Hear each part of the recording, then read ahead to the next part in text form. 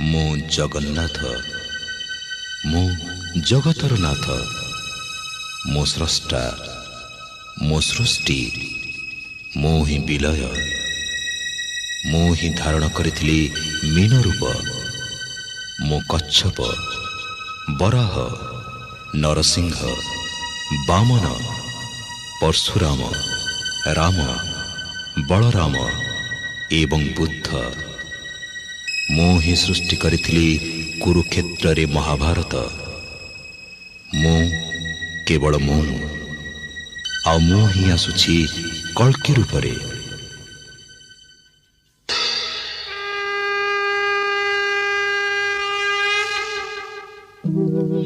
यदा यदा हि धर्मस्य